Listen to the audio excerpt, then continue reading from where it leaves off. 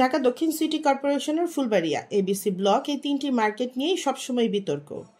মূলত এই মার্কেটগুলিতে অবৈধ দোকান নির্মাণ এবং অবৈধ দোকান বিক্রয়কে নিয়ে সাধারণ ব্যবসায়ীরা সবসময় ক্ষোভ প্রকাশ করছেন কর্মকর্তাদের বিরুদ্ধে। তৎকালীন মেয়র ব্যারিস্টার শেখ ফজলুন্নুর তাপসের আমলে এই মার্কেটগুলিতে করা হয়েছিল উচ্ছেদ অভিযান। এতে পথে বসে হাজার হাজার ব্যবসায়ী। নগর প্লাজা মার্কেটটিতে বহু বছর ধরে একটানা সভাপতি হয়ে আছেন জনাব কামরুল ইসলাম। 5ই আগস্টের পর বেশিরভাগ মার্কেট সমিতিতে আগের কমিটি মানছেন না ব্যবসায়ীরা। গতকাল নগর প্লাজা মার্কেটে কামরুল ইসলাম উপস্থিত হলে এতে সাধারণ ব্যবসায়ীরা ক্ষোভ প্রকাশ করেন।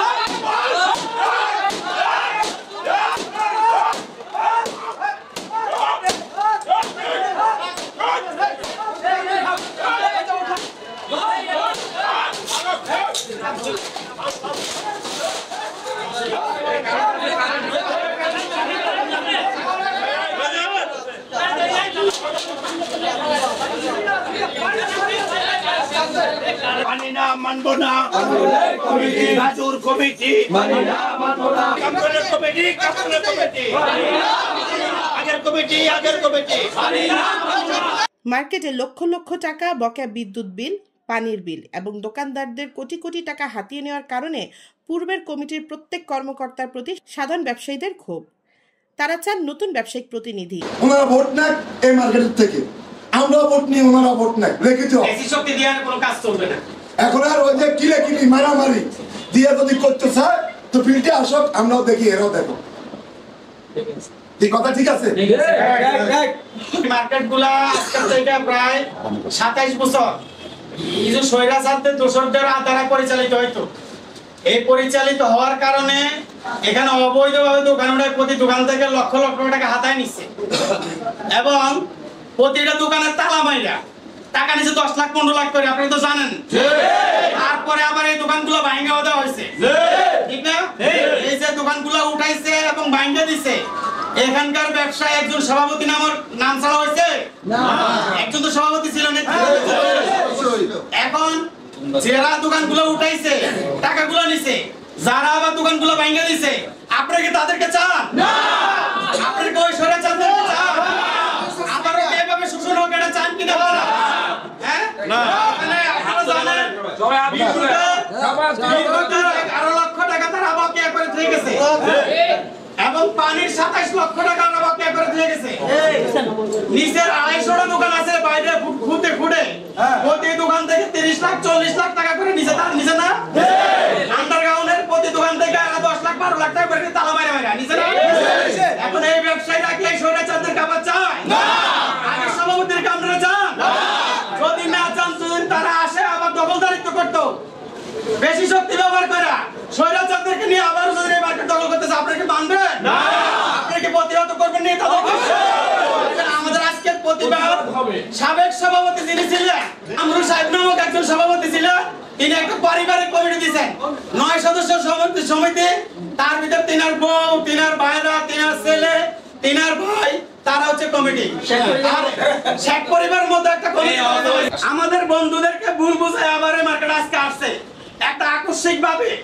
এখানে রাজু নামের এক পারাট্টেক আছে, আগে আওয়ামী লীগের দোষর ছিল, সেই যুবলীগের নেতাদের সাথে সম্পর্ক ছিল, কমিটিতে ছিল। তার ষড়যন্ত্রে এই মার্কেটে সে আবার কামরুল নামক সেই অবৈধ সমিতির সভাপতি এই মার্কেট সমিতি দখল করতে আইছে। তারপরে আমি আমাদের বন্ধু ভাইদেরকে খবর দিয়েছিলাম, আমাদের মামুন ভাইকে আমি খবর পাঠাইছি। মামুন ভাই আইসা আমার একটা কথা বলছে, ভাই উনি একটা কাগজ আনছে, এই কাগজটার ভিত্তি কোনো নাই। এই কাগজটাকে আপনারা মানেন? আগের সমিতি 27 বছর ধরে এক সমিতির সভাপতি, ওনাকে মানা যায়? আপনারা কি নতুন সভাপতি চান কিনা? আমরা নতুন সভাপতি চাই, নতুন সেক্রেটারি চাই, নতুন মার্কেট কমিটি।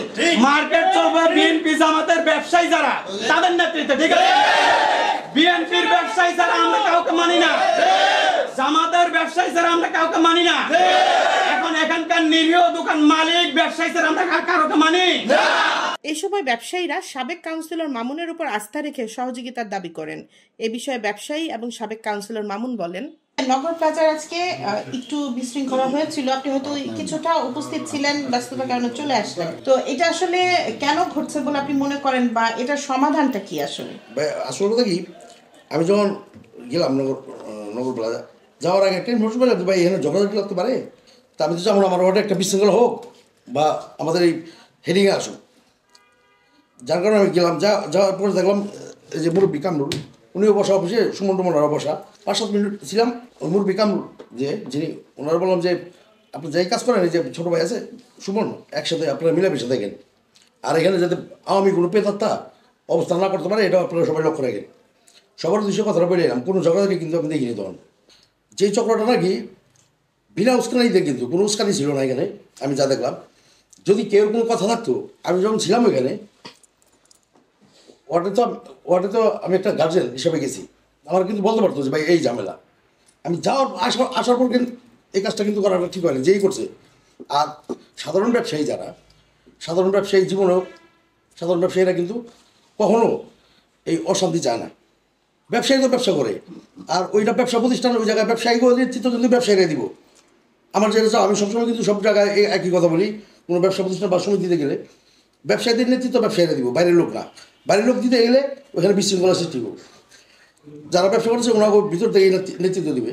কিন্তু এই জিনিসটা আমি কিন্তু আশা করি যে জিনিসটা হয়েছে, এটা আমারও একটা দুর্নাম করার জন্য এই কাজটা করছে, যে চক্রটা করছে। হ্যাঁ, এটা কিন্তু আমার মাথায় ঢুকছে। আগামীতে আমি বিষয়গুলি কঠোরভাবে দেখবো। সে যেই হোক, আমার বাপু যদি অন্যায় করে ওরও কিন্তু আমি ছাড় দেবো না, আমি এটা কঠোরভাবে বললাম।